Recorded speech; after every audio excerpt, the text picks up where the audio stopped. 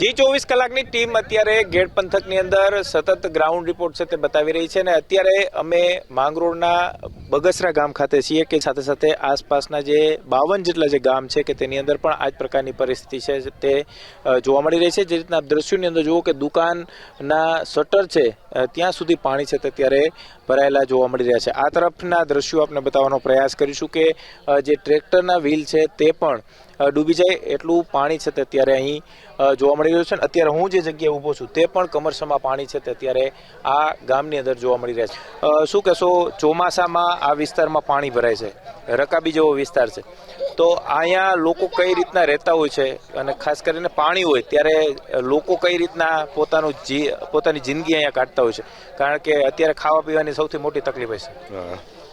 જમવાની તકલીફ, બીજે ગામથી આ ગામ બીજે જવું હોય તો બહુ તબલ પડે, કોઈ સવાકાર દવાખાને જવું હોય, મેડિકલી જવું હોય તો એ તબલ પડે। અહીંયા અધિકારીઓએ આવવું જોઈએ, તમારી શું સ્થિતિ છે જાણવું જોઈએ ને કોઈ આવ્યું નથી સાહેબ। હજી તો 4-5 દિવસ થઈ ગયા, બાકી કોઈ હેરવાય આવ્યું નથી।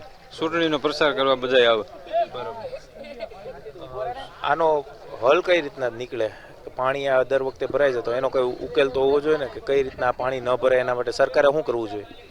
સરકારે આનો પાણીનો યોજનાઓ કરવી પડે છે, અથવા પારાઓ કાઢવા પડે, અથવા નદીઓ પોળી કરવી પડે તો આનો હલ થાય। બાકી પાણીનો પ્રશ્ન તો રહેવાનો જ છે।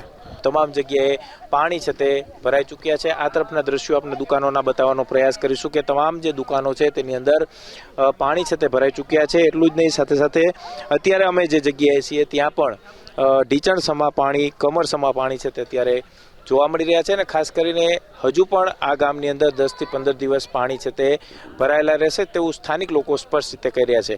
સરકારે તાત્કાલિક અસરથી સર્વે કરાવી અને તેમને રાહત મળે તે પ્રકારના રાહત પેકેજની જાહેરાત કરવી જોઈએ।